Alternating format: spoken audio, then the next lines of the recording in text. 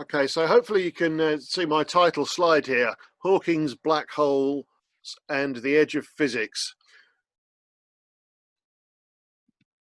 Stephen Hawking, born in 1942, there's a photograph of him here. He went off to some other university to do his undergraduate studies before coming to his senses and coming to Cambridge for his PhD. And that was 62 to 64. And then in 1979, he was elected Lucasian Professor of Mathematics, which is the post that Newton held when he was here. So extraordinarily prestigious position for a man of relatively young age. And by sheer coincidence, 1979 was the year that I came up to Cambridge as an undergraduate, and I nearly ran Stephen Hawking over in my motor car when I was driving up Trumpington Street. He came careering out of the Department of Maths that used to be down Mill Lane there on his chariot in the dark with no lights on. So I nearly ended one or possibly two distinguished careers. Now, the thing that made Stephen very famous indeed to the general public, as opposed to just the scientific community, was this book, A Brief History of Time. And you've got the list of the chapters there. Now, we don't have time to plough through all of those. This was an absolute bestseller, 10 million copies sold. But they say about it, it's the only bestseller that's probably never been read all the way through, or at least not by the majority of its owners. And it's certainly one or two sticky places in the book where it loses people. And I'm going to hopefully try and tell you enough to get you past some of those, but I do recommend going and having a read of it again if you've still got a copy that's on the shelf somewhere. It was also made famous by this movie that was just a few years ago now, The Theory of Everything, where Eddie Redmayne played Stephen and did an extraordinary job of representing Stephen. It almost could have been him.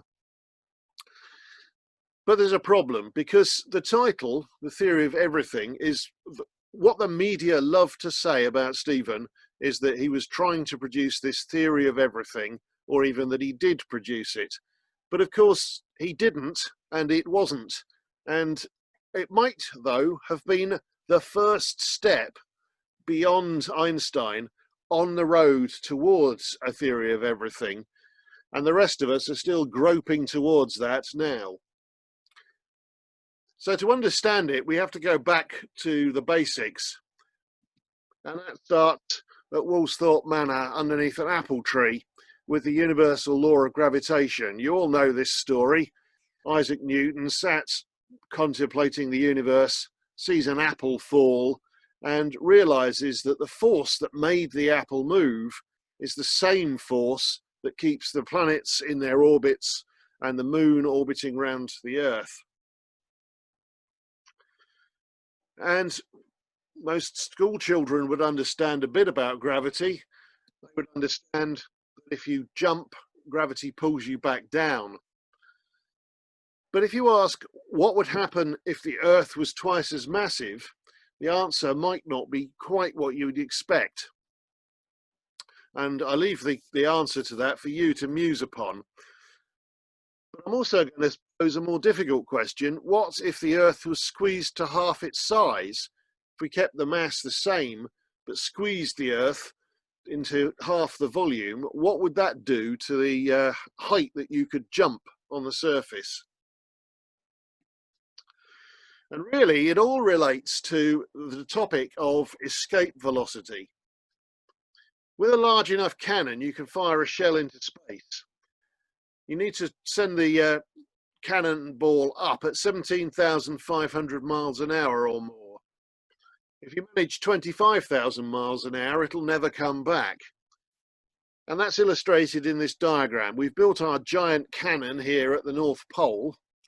We fire it and it lands in the ocean. We fire it a bit further, it disappears over the horizon and lands rather rudely in somebody else's ocean. But if we fired it at 17,500 miles an hour, it would come right round the Earth and hit us in the back of the head. And the reason is that it's falling towards the center of the Earth all the time, but the direction to the center of the Earth keeps changing because you keep having to account for the fact you're moving in a curve. And it always points towards the center. The force of gravity is continually changing. So it accelerates you round in a circle and you end up getting back to where you started. If you happen to go faster, 25,000 miles an hour, then you have escape velocity and you have enough energy when fired out of the cannon that you will defeat gravity and escape forever. Now here's a picture of Stephen, and the media would say Stephen Hawking in zero gravity here. And of course, that's wrong.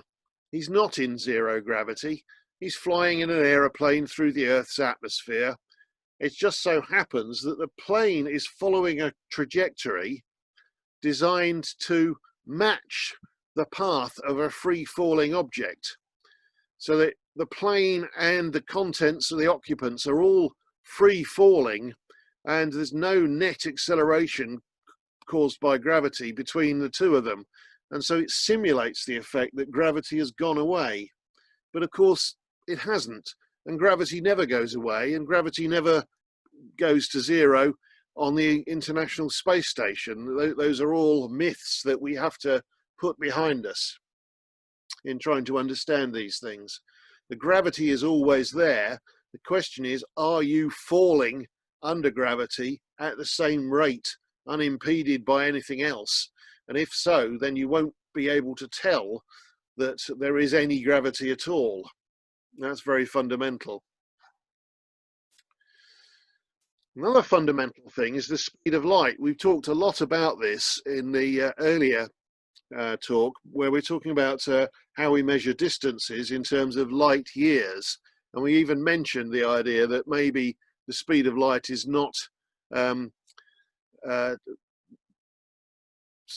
start that again, that the speed of light is fundamental and that time and distance are relative to it in some of the ideas of Einstein. But the first person to try to measure the speed of light was Galileo. He's always the first person in my talks. And he decided to do an experiment. He sent his long-suffering assistant to a distant hilltop and climbed the nearby one himself, both armed with a lamp and a cloth. And the idea was that Galileo would uncover his lamp, and when his assistant saw the light, his assistant would uncover his lamp.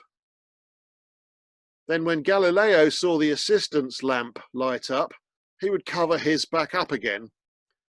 And likewise, the assistant, when he saw Galileo's lamp go out, would cover his back up again. And so it would go on round and round. And this would result in them having to cover and uncover their lamps at a rate determined by the round trip time of the speed of light. Now, of course, the experiment was pretty much unsuccessful in that the speed of light is so fast that the human reaction time and the movement of covering and uncovering the lamps were the dominant factor in the experiment. And so Galileo, rather than giving up, he actually concluded that light was at least 10 times faster than sound. So he did put a lower bound on how fast it must be, because you could do this same experiment by making loud noises and hearing them arrive considerably later because of the relatively slow speed of sound. So that was in 1638. And just 40 years later, Ole Romer realized he could do Galileo's experiment on an interplanetary scale. And he enlisted the moons of Jupiter and Jupiter itself to take the place of Galileo's assistant, while he himself stayed on the Earth. And in the diagram on the right here, we've got the sun in the middle and the Earth's orbit around it. And then up where it says B, that's Jupiter. And the ring around it is the orbit of Jupiter's moon Io, which takes just a day and a half to go around Jupiter once. And you can also see Jupiter's casting a shadow So the idea is that Io will go round and be eclipsed and disappear into Jupiter's shadow at point C, and then reappear again later at point D when it comes back out.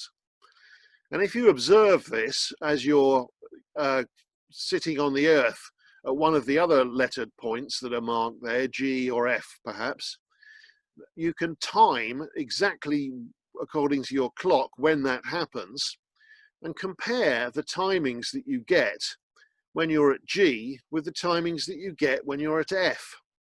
And what you'll find is that the timings at F seem to suggest that the eclipse occurs later than it does at G. And as the Earth moves around its orbit, you'll see a pattern of the eclipses getting earlier as you approach them and later as you move further away.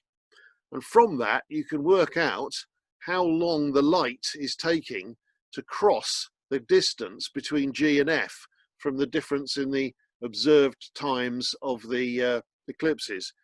So that's what he did, and he came out with a really rather good figure, 220,000 kilometers per second. We now measure it in the lab at 299,792. So he was close. It was the right order of magnitude at least. And given the way he was trying to do it, I think that worked rather well. So armed with now an idea that light does not move infinitely fast, it has a finite speed and a known speed at that. The story now goes on and we get to John Michell. He was a clergyman-astronomer. There were a lot of these around in the 17 and 1800s. And he used that idea of the speed of light and Newton's equations that were now widely known. They were published in the 1680s in the Principia. And he took them and worked out that given the ideas of escape velocity, if you plugged in the speed of light into the escape velocity formula, you could calculate how massive an object would need to be. And he worked out that a star 500 times larger than the sun would have an escape velocity greater than the speed of light. And that's absolutely right, it would do. He termed this idea the dark star hypothesis because he reasoned that such a star, you wouldn't be able to see it shining. The light would not be able to escape from it. And he was quite worried that the universe might be hiding a lot of these unseen monstrous objects, because by then we were beginning to get some idea about the mass range of stars out there in the universe, from the little tiddlers, the red dwarfs that are only a tenth the mass of our sun, up to the biggest ones that we were observing, which were maybe 100 or so times the mass of the sun, maybe 200, maybe 300 in extreme cases, but certainly none larger than that. And Michell argued that perhaps this was because they were there but invisible because of this dark star problem. We, of course, now would call such an object not a dark star, but a black hole. And the next hero of the story, we get to 1915 and Karl Schwarzschild.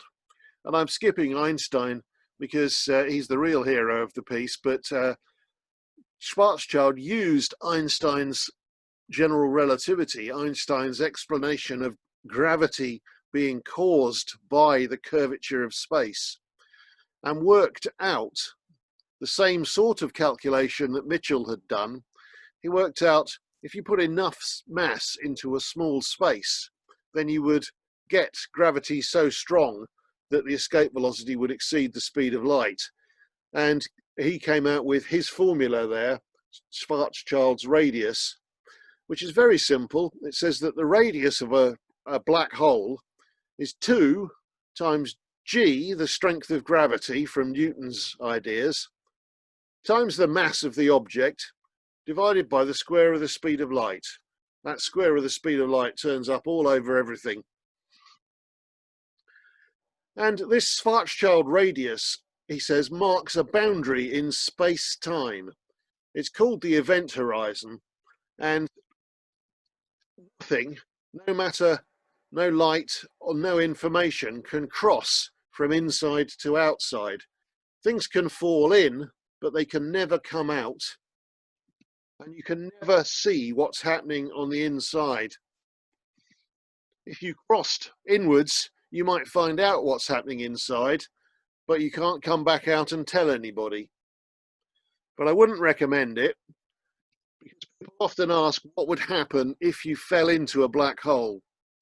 Well, as you go in, the strength of gravity increases as you get closer. That's the standard law of Newton, that so the closer you are, the stronger the pull of gravity.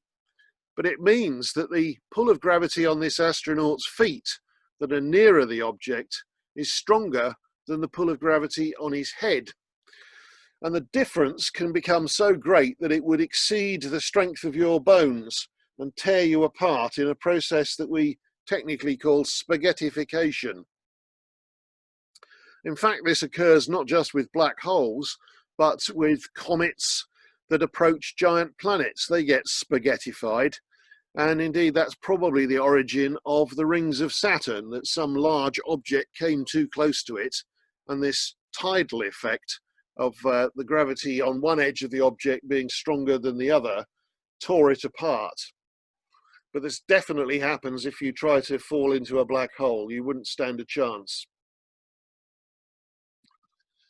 But the really weird stuff now starts to kick in, because we have to start thinking about what you would observe if you were falling in, and what I would observe if I stayed at a safe distance and watched you.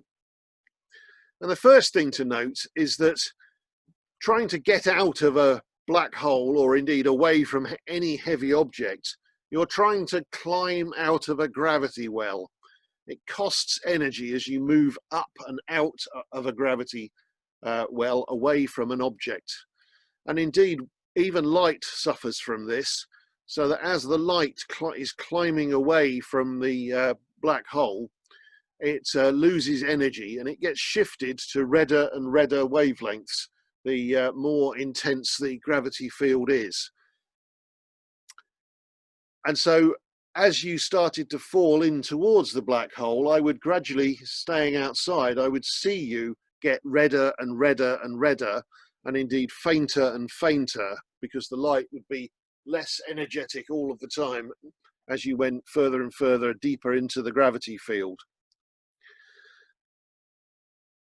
But time is also affected by all of this. Gravity is a curvature not only of space, but of the structure of space-time. And so when I watch you falling in, if you happen to be carrying a suitably large clock that I could read it, then I would see that clock ticking more and more slowly. Essentially, the ticks of the clock and the oscillations of the light beam and everything are being slowed down. So the light seems to have a longer wavelength, a lower frequency, and is therefore shifted to the red, and the clock seems to tick more slowly. But from your point of view, you wouldn't notice any of that. You would just fall straight in. But from outside, I would never see you actually cross the event horizon. You would appear to go slower and slower and be redder and fainter as you approach that limit, that event horizon. And at the event horizon, the effect of the slowdown becomes infinite. So the clock, as viewed from outside, stops ticking.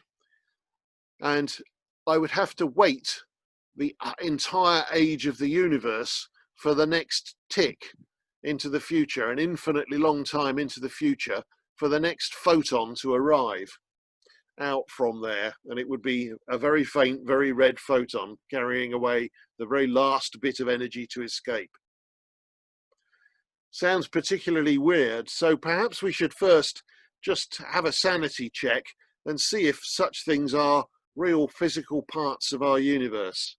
So, are black holes real?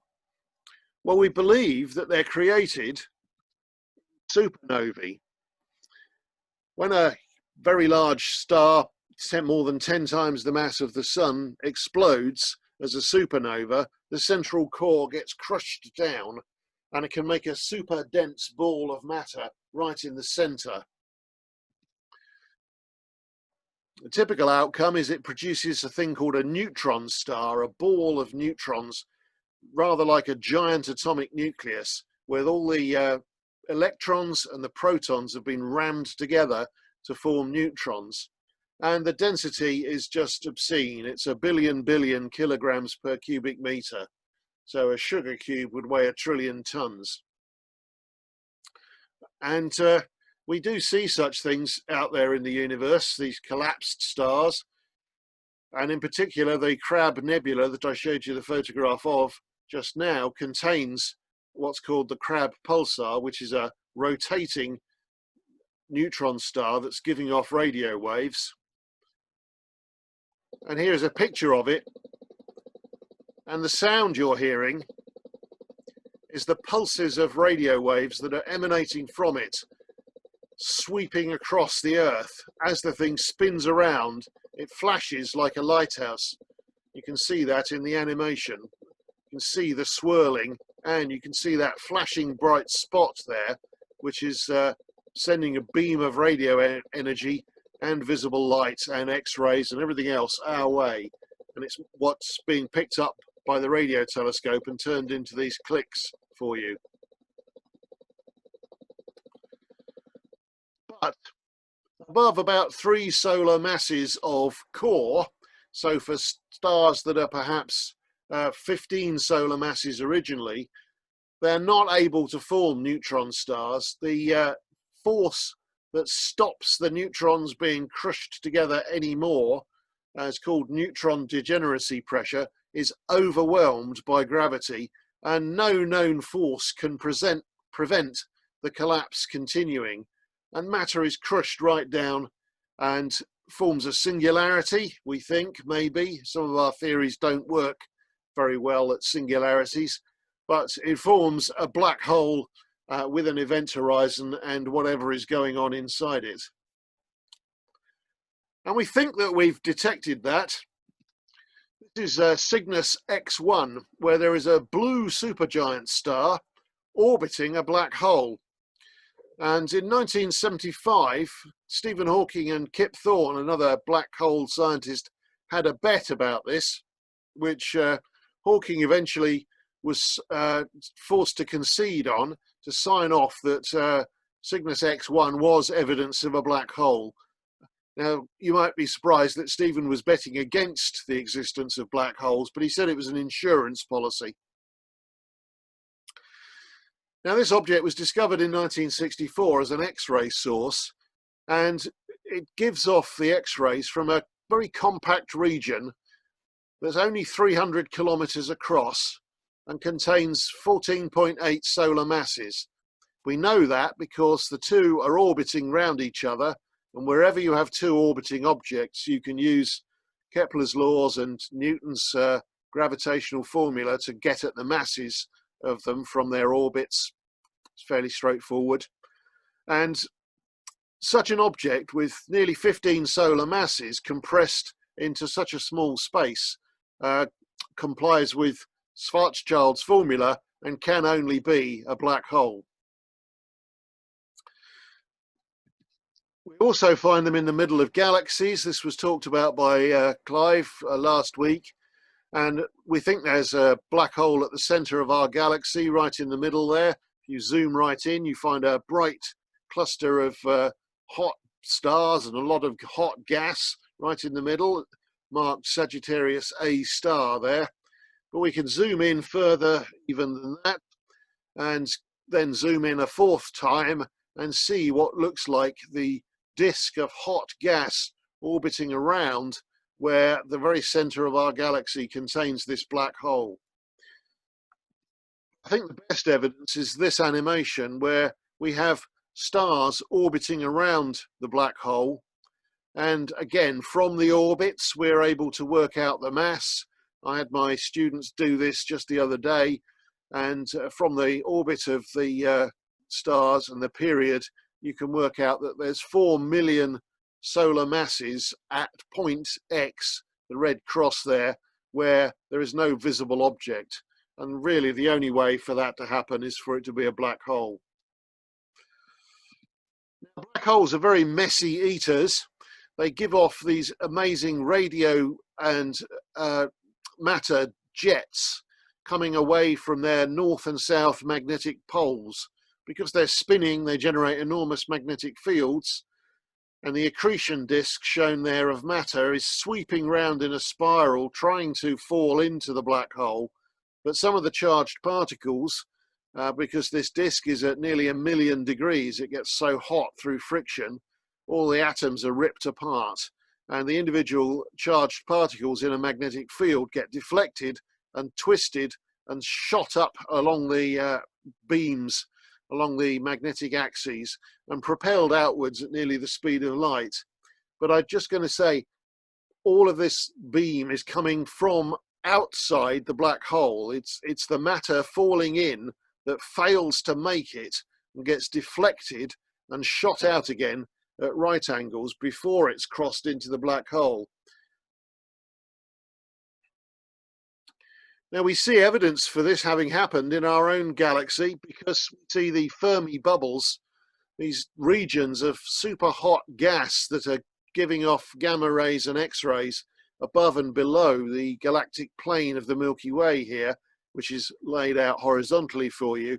And it's where the spinning black hole at the center of our galaxy was having lunch about 6 million years ago, eating a tremendous amount of material and throwing a lot of it back out along its slightly misaligned but rotating axis of magnetic spin. So it created like two cones of material shooting outwards, and they've turned into these enormous bubbles, the Fermi Bubbles.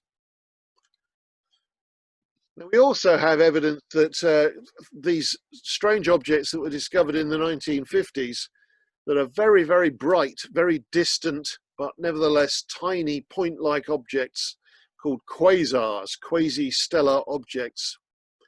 And they were discovered and with radio telescopes and then finally identified optically. And it was David Dewhurst, I think, at the, Donald Lyndon Bell at the Institute of Astronomy, that's it, who correctly pointed out that these are the active feeding black holes of distant galaxies in the ancient universe.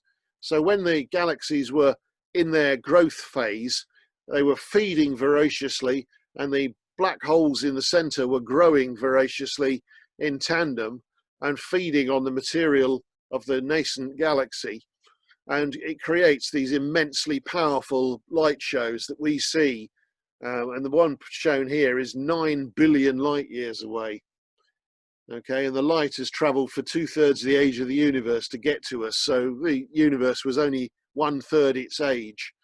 And actually, we don't see quasars like this in the nearby universe because it's a thing of the past.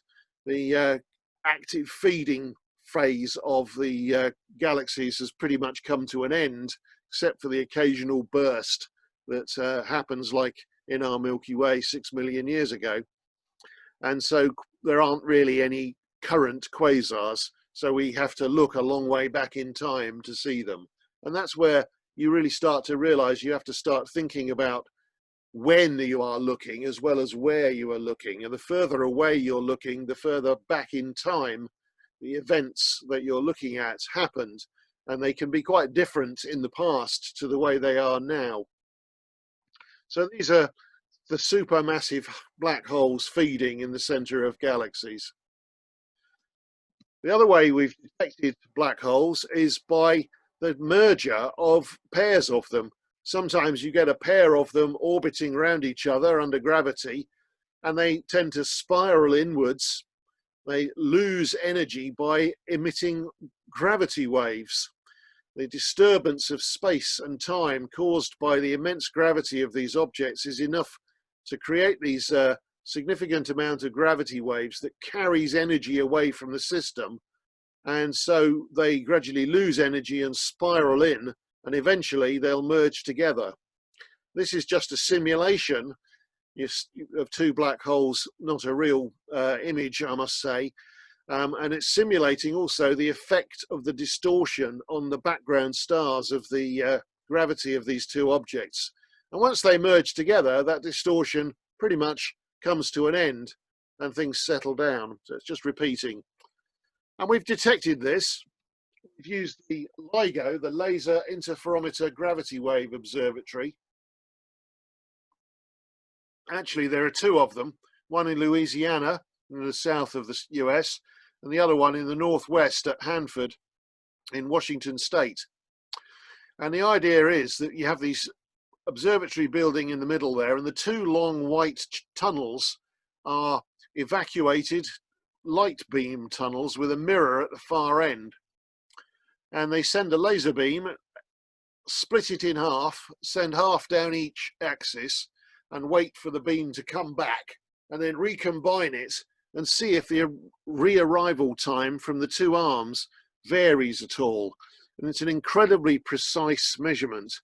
In fact, they send the beam up and down the arms 72 times each before making the measurement to give themselves a very long light path.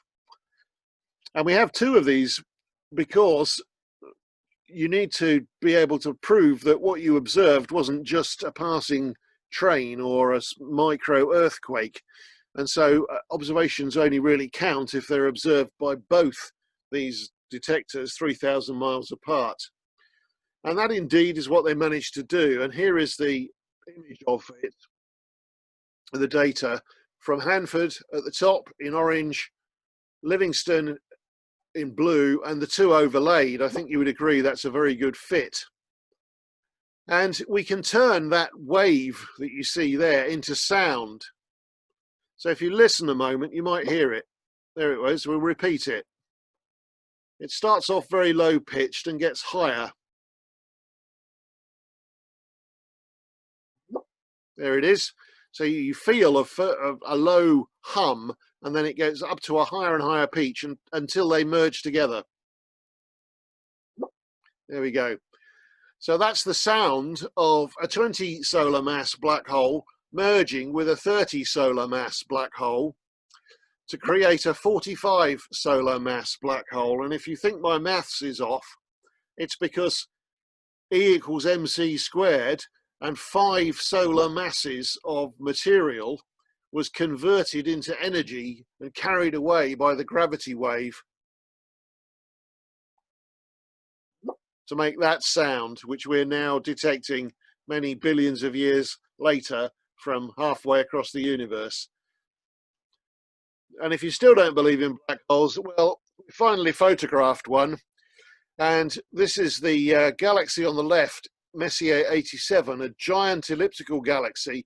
And you can just see the jet of material that's emerging from it because the black hole in the center is feeding at the moment and shooting jets out in the process. But their image on the right is the accretion disk, and the black hole in the middle is black. And that is the highest resolution photograph that mankind has ever produced. And it was produced by a combination of telescopes all over the world, everywhere from Russia, Europe, America, and all the way down to including the South Pole, combining their data together and eventually, after much computer processing, turning it into an image. But it's a radio telescope image, but it's an image nevertheless. And I say it's got the finest angular resolution of any photograph ever produced. So hopefully I've convinced you that black holes are real. So let's get back to talking about Stephen and Stephen's masterpiece. What was it that really made him famous among scientists and got him the job of Lucasian professor? It was in 1974 that this trail starts. He realized that black holes appeared to violate the laws of heat and thermodynamics, particularly the ones about heat always flowing from a hot body to a cold body. And you try that with black holes and something seemed to be wrong. Essentially, it boiled down to what is the temperature of a black hole if nothing ever comes out of it. And Stephen eventually put a paper together which shocked the scientific world because it combined quantum mechanics, the theory of how atoms and particles behave in the very small arena, and general relativity from Einstein, the theory of gravity in the very large astronomical arena, and thermodynamics, all in one paper, and he made them play nicely with each other. Because what normally happens if you try to combine any two out of three of these is that your sums blow up in your face with an infinity, or worse, an infinite number of infinities. And Stephen, at the end of this, produced a prediction which he himself came up with the term for: black holes ain't so black. And that is the title of chapter 7 of his book. So we've covered in Whistle Stop Time the ideas of a picture of our universe, a little bit about space and time. We've talked about the expanding universe, and we've talked about black holes, chapter 6, but we skipped over chapter 4 and 5 here. And we're going to have to go back, because in order to understand Stephen's theory, we need to understand what's going on in chapter 4 here, the uncertainty principle. And this is the quantum mechanical part. And there's a picture of Werner Heisenberg, who came up with this theorem that showed that in a quantum system, you can never know everything. You cannot know all the information about a system. More specifically, there are pairs of things. The more you know about one, the less you can inherently know about the other. And it's not just about how good your equipment is or whether you can measure it precisely. It's actually a fundamental limit on the amount of information you're allowed to have by the laws of the universe. And little equation for you, it's very simple. Delta X is how well you know the position. It's the uncertainty in the X coordinate, the position of your particle. And delta P, that's the uncertainty in its momentum. In other words, in its speed of movement times its mass. So you could put delta X, and then you could put delta V times M in there if you wanted to. And what this says is that the product of those two quantities is always bigger than some constant h divided by 4 pi.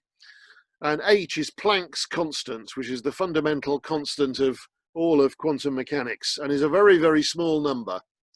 It's so small that we don't notice quantum effects most of the time in our daily lives.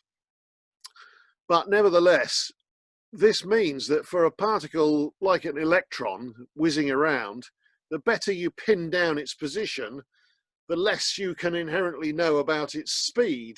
So as soon as you've tracked it down, it whizzes off at some indeterminate speed and is somewhere else an instant later, and you don't know where. So your ability to track pin it down to one particular spot is extremely short-lived indeed. And in fact, there's another way of formulating this same equation with a little bit of manipulation. You can turn it into the second equation here, which says delta E, the energy, multiplied by delta T, how long you know that energy for, is also always greater than the same value of Planck's constant over 4 pi. And what this means from the point of view of our story is that for short periods of time, the energy of a system can be very uncertain. It allows you to violate the conservation of energy. Now, we mentioned this earlier, that general relativity lets you violate the conservation of energy because your universe is allowed to expand. Turns out that quantum mechanics does as well. So they definitely lied to you at school. But there is a caveat. You can only violate the conservation of energy provided you do it so quickly that you don't get caught. what you have to do is pay the energy back quickly enough that the great cosmic accountant doesn't notice and doesn't charge you interest on your overdraft. It's like borrowing money from the bank and paying it back the same day. Okay? But the real consequence of it is that empty space can never have precisely zero energy. If you manage to make a piece of space in a box and you pulled all the air out of it and you made the best vacuum you possibly could, and you made a better one than that even, and got all the particles out of it, then there would not be zero energy left in there. Because if there was, well, zero energy has zero uncertainty about it, and therefore you would violate this equation. Essentially, it says that can never happen. Now, to bring all of this together, we just need to think a moment about matter and antimatter and energy. Everything we see around us, you, me, the air that we're breathing, is made of ordinary matter, where you have atoms with a positive nucleus made of protons and neutrons and negatively charged electrons whizzing round the outside. But there is another type of matter called antimatter, where the particles that live in the nuclei are antiprotons with a negative charge, and anti-electrons can be made that whiz around them. And we've made this stuff in the lab. It's the most expensive material ever produced, at about $1 trillion per microgram. So vastly more expensive than gold. Now, the thing with antimatter is that if it gets together with ordinary matter, the two cancel each other out and release all of their energy via E equals mc squared. The m, the mass of both, is destroyed and turned into pure energy. But we can do that the other way around, and we do that in particle accelerators all the time. We take energy and smash things together and create complementary pairs of particles and antiparticles. Indeed, this happens in cosmic rays in the upper atmosphere as well.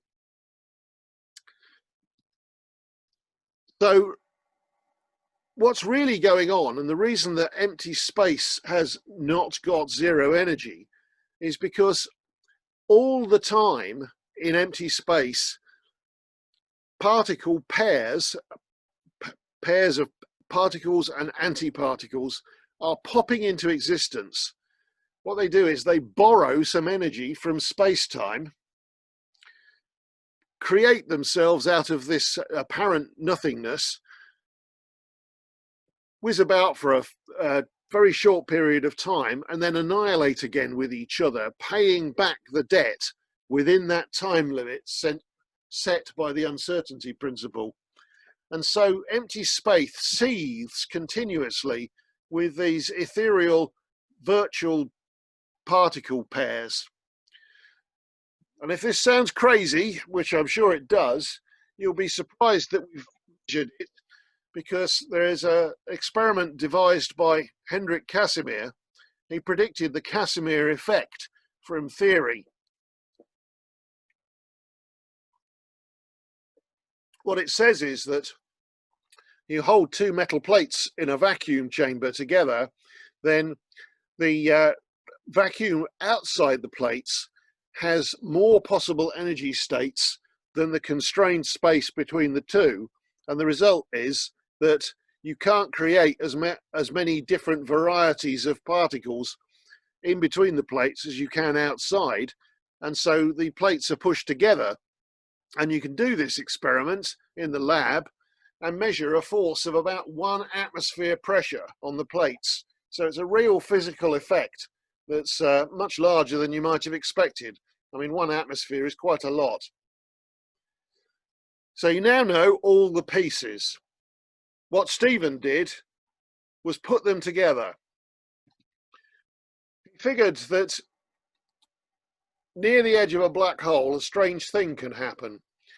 If you have a black hole shown in the grey disk here with its dotted red line around it as the event horizon, then some distance away, up to the left there, we've got a particle-antiparticle pair that pop into existence, wave at us, and then annihilate and disappear. They recombine, they pay the energy back to the great cosmic accountant. Werner Heisenberg is perfectly happy, all good. But if that happens right next to the event horizon of a black hole, then a problem can occur. The blue particle here has fallen into the black hole and it can't get out. And so it can't annihilate with its partner. That's a bit of a problem because we've got to pay the accountant back somehow. And what Stephen showed was that actually, as the blue particle falls inwards down the gravity hill of the black hole, energy is released from gravity, and that energy gets used to repay the energy debt to the universe, and that allows the escaping red particle to become a real physical particle. And so the event horizon of black holes tears the space apart like this, and tears the particles that are in it apart, and creates a stream of particles that seem to come from the black hole outwards. They seem to come, they don't come from inside it, they are coming from just outside it. You can't see the particles that are falling in, but you can see the ones that escape from near the edge. And this stream of particles appears as high energy radiation, and we call it Hawking radiation, named after Stephen. Now, Stephen went further. He was able to calculate exactly how much of this there should be, how much radiation should be coming from just outside the event horizon.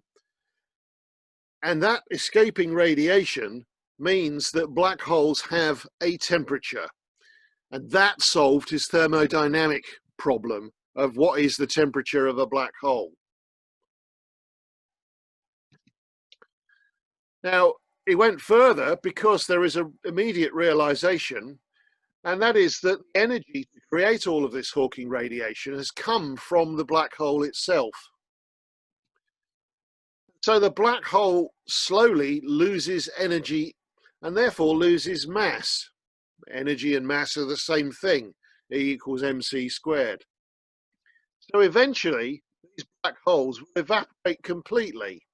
They will emit Hawking radiation from around their event horizon at a cost to themselves of space-time energy, which means that they lose mass. And so eventually they'll disappear completely.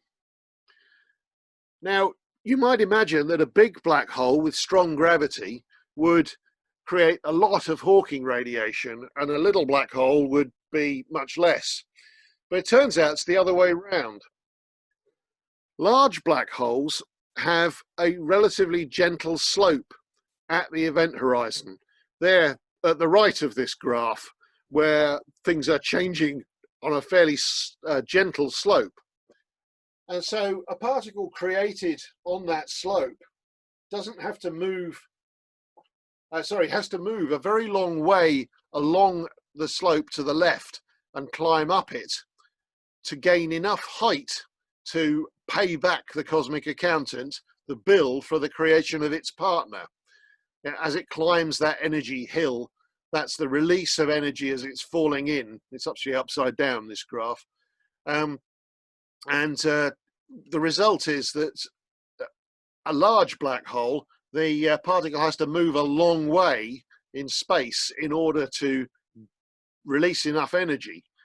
And that takes a long time, but you've got to remember you haven't got a long time because you've got to pay the bill back quickly within that Heisenberg limit. And so this is a rather rare process. The particles have to be moving very fast. And not all particles make it in time, and so they end up annihilating again. So large black holes have a low Hawking temperature. They don't put out much radiation at all. Tiny ones, however, the slope is very steep, so you get a lot of energy very quickly without moving very fast. And so they are much more able to produce Hawking radiation. So they have a high Hawking temperature. Let's have a look at a couple of examples of the Hawking temperature of real black holes. If we had a black hole the mass of our sun, you can work out that the Hawking temperature of it would be 0.0000001, so 1/10,000,000th of a degree. That's very, very low temperature indeed. Tiny fraction above absolute zero. And so really, a solar mass black hole is probably not going to be detectable as regards putting out any Hawking radiation. Furthermore, that temperature is lower than the cosmic microwave background radiation from the echo of the Big Bang that Jonathan talked about at 2.725 degrees Kelvin. And so actually there'll be 20 million times more energy from microwaves falling into the black hole than there will be from the Hawking radiation coming away from it. And so the black hole will in fact grow larger because it will be feeding on the energy of the microwaves much faster than its bleeding energy as a result of Hawking radiation. So such black holes the size of the sun would never ever evaporate. What about, well, Despicable Me would say, let's make the moon into a black hole. If we turned the moon into a black hole, we'd have to crush it down somehow to an object 10 micrometers across. And if we did that, the Hawking temperature of this microscopic black hole would actually be 2.7 degrees Kelvin. So it would be roughly in balance with the microwave background radiation, and such a black hole would persist forever, neither really shrinking nor growing. I'll come back to that. On the other hand, an easier experiment for you to try at home: turn Mount Everest into a black hole. It's a much less massive object. You would create a microscopic black hole that would have a very high Hawking temperature, and in fact it would evaporate really quite quickly. I say quite quickly. To start with, it would be a fairly slow process, and primordial black holes of this sort of mass, the mass of a mountain, might have been created during that early stage of the Big Bang. And if they were, then we would be able to see their last death throes as they approach the final evaporation, because as they get smaller, they get less massive, the event horizon shrinks, so the gravity is steeper, so the Hawking radiation gets hotter, so they shrink even faster, and it's a runaway process, and they would evaporate. The temperature would rise exponentially, and just for that last few seconds would have the power output of 10,000 stars, and they would probably look a little bit like a supernova explosion. And if they were created back at the time of the Big Bang, then if we looked far enough back in time, we would perhaps be looking at maybe 10 or 12 billion years back in time, at that sort of distance away from us. Then we might see some of these explosions. And the search continues because we haven't spotted any yet, which might mean this is all wrong, or it might mean that such primordial black holes didn't actually get created. We don't know. The experiment continues. Now, you might also remember that when the Large Hadron Collider was being built, people were making a fuss about whether or not it was going to make a black hole, and if it did, the black hole might swallow the whole Earth, and this would clearly be bad. Well, according to Hawking, microscopic black holes such as might be created by the LHC would be so small and so lightweight that they're Hawking temperature would be very high and they would evaporate so quickly that they wouldn't even be able to reach the edge of the container. And so we assumed that we were safe, and they switched it on and we're still here. So I guess Stephen was right. Actually, we also knew that cosmic rays would have created this effect already, and so we wouldn't be here to ask the question if this was happening in the upper atmosphere and it was raining black holes. That would definitely have ended our existence some time ago. Right, so I've already said a couple of times that Einstein showed that gravity bends space and bends time. And if you don't believe me, well, I usually say that in order to get to this lecture, you probably used sat-nav somewhere along the way. But of course, we're doing this by Zoom, so it doesn't apply. But if you had been using your sat-nav, it absolutely depends for getting its accuracy on taking account of the bent space around the Earth and the bent time that goes with it. And if we didn't, then it would be a kilometre out and wouldn't be much use as a navigational tool. So we're really very sure that these things that I've been saying are correct. But if we now have a little bit of a look beyond the Hawking radiation and off into some of the more fanciful ideas in the later parts of Stephen's book, let's just have a look at what a black hole might look like if you tried to draw the gravity of it. It looks like a funnel going into an infinitely deep, bottomless pit of gravity. But what we could do, a little experiment, is take one black hole and chop the bottom off and stitch it together with a second one, like this. And we've created a wormhole. You've almost certainly heard of wormholes.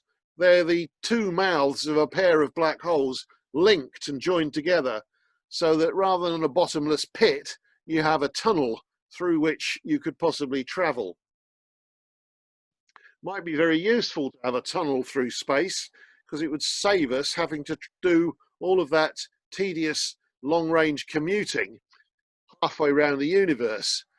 Instead of traveling from Earth to some distant star by following the red arrow path on this folded diagram, you could just nip through a handy wormhole, create a shortcut across the universe and get there much more quickly than that tedious traveling at the speed of light would allow. You could therefore get there in a very short period of time indeed. Now, the theory says that such things could exist. There's the maths of what's called an Einstein-Rosen bridge shown there. I'm not going to go into that. It's way too complicated. And Einstein and Rosen worked out that such things could exist. Somebody else coined the term wormhole for them.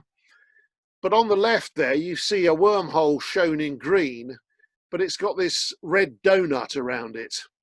And that's essential.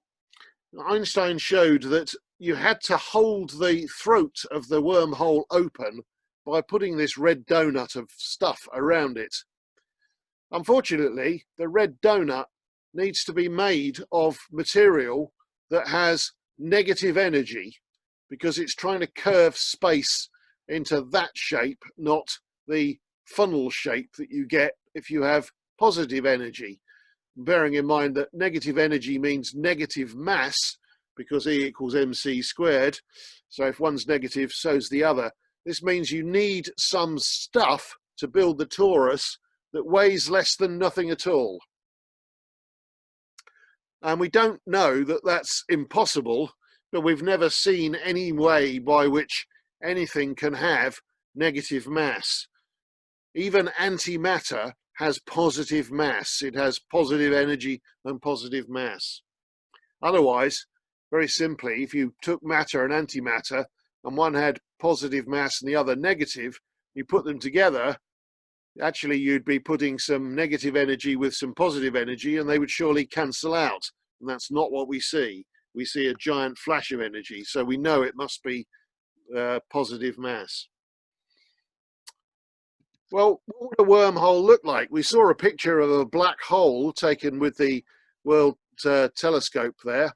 What about this? If we saw the event horizon of what we thought was a black hole, but instead of a black hole in the center, we might see the image of a far distant piece of the universe through it. This would be the best telescope in the world and would be an absolutely fantastic discovery. And this is why it's worth going and looking to see if we could find such objects, because they would shortcut and give us a view of how a distant part of the universe was or is now, as compared to looking at it as it was if we were looking at it normally. Get that the right way around. Alternatively, if you don't want to build a telescope, how about building a warp drive? If we can make a wormhole, we could surely make a warp drive. All we need is some of that negative energy. And now what we do is bend the space one way in front of us, we compress it in front of us and expand it again the other way behind us, and ride and surf our way across the galaxy, sitting in a little bubble of flat space-time in the middle, but all of the rest of space-time flows around us. And that would absolutely work. It's called an Albuquerque warp drive, and the equations of Einstein's relativity say that it's possible. So most of the physics of Star Trek was all good, you know. You can even build a time machine if you have a wormhole. You can travel to some other place, but you could also travel to some other time by going through a wormhole. But what you can't do is go back to a time earlier than when the wormhole was created. And that is interesting because it explains why we're not overrun with time tourists from the future.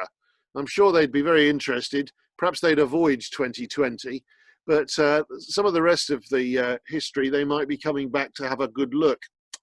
But they can't, because we haven't invented the first time machine yet.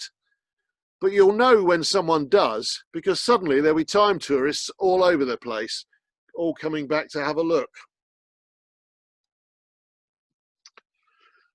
Now, there's one more chapter really here that's going to have a look at, and that's chapter 9, the arrow of time.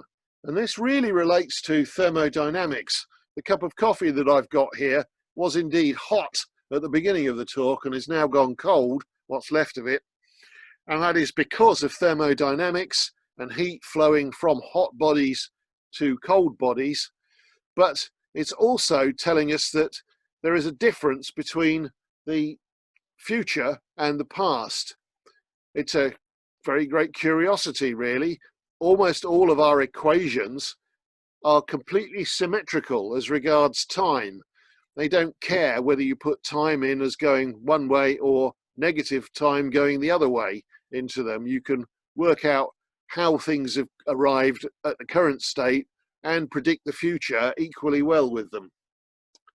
So they don't discriminate, yet you can remember the past, but you can't remember the future. So let's have a look at this. And this is all a bit mind-bending. So we live 13.8 billion years from the Big Bang, measured in time units. And there's a great curiosity. If we calculate the radius of a black hole using that Schwarzschild formula that I showed you at the beginning, of all of the mass, including all the dark matter that we see around us, and work out what radius of a black hole of that mass should be, it comes out at 13.8 billion light years. This is a massive coincidence or something highly significant, and we don't know which. It's almost as if the whole universe is actually inside a black hole of this size and this mass.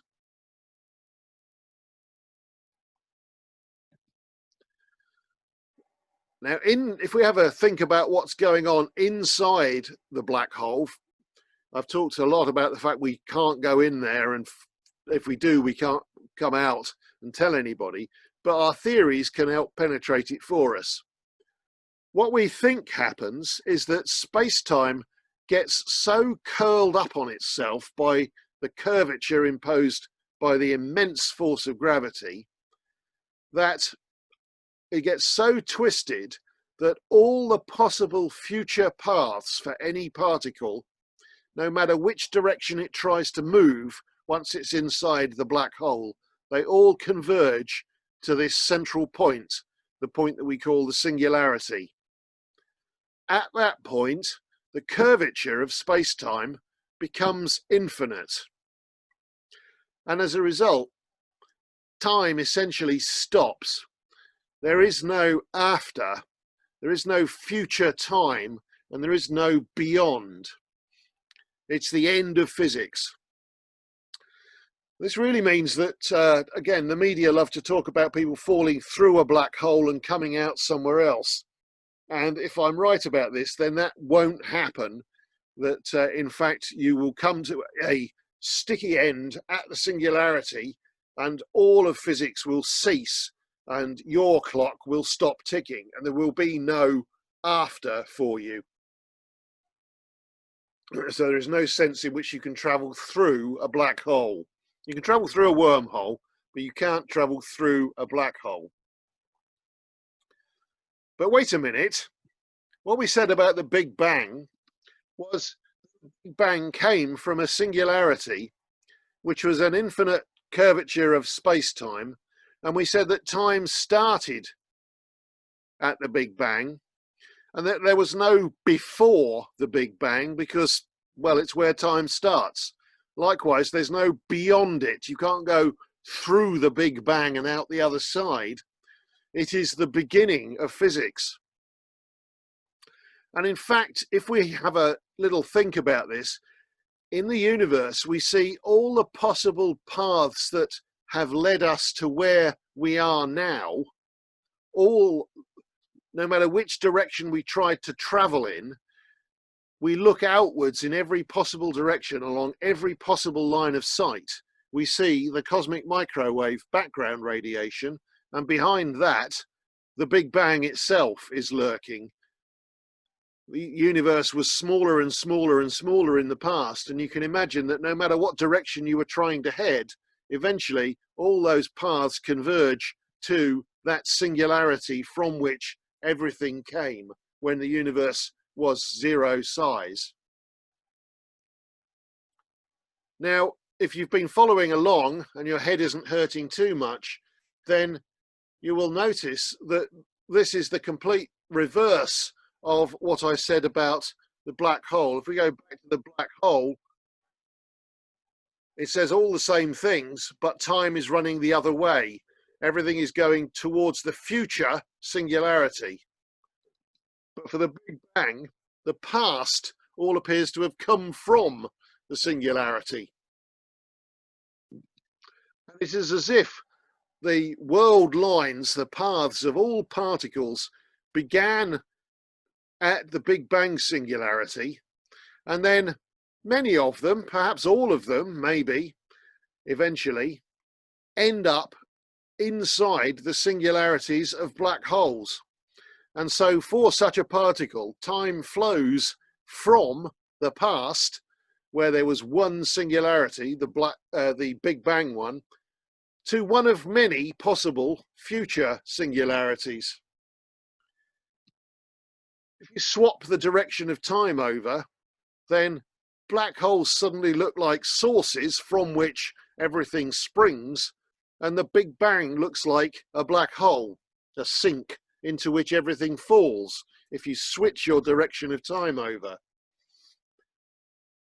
And that's very interesting because the science says that that is what happens to the time coordinate when you cross the event horizon. That when you cross from outside to inside, the time coordinate reverses. And so this is perhaps telling us that the arrow of time points one way from the order of one singularity in the past at the Big Bang to the chaos of many, many singularities in the future. And maybe the universe began with that highly ordered state of the Big Bang and leads onwards to the multitude of chaotically organized black holes, some point that each particle might end up falling into one after some period of time. And maybe that is why the past is not the same as the future, because in the past there was just one, and in the future there are potentially many possible outcomes for each particle, and we don't know where its final destiny is going to be. Now that's all quite speculative and very mind-bending. And actually, one final thing that Stephen said was that perhaps black holes are baby universes, and that our universe is one of an infinite tree of such things. So you can imagine our universe has spawned a whole lot of little new baby universes, and that actually if you lived inside what we think of as a black hole, maybe it looks like time is running the other way, and you might conclude that you had come from the black hole singularity and were moving outwards away from it. This makes my head hurt. I don't know about yours. And with that, I'll bring this to an end, and hope you enjoyed it. You haven't got too much of a headache.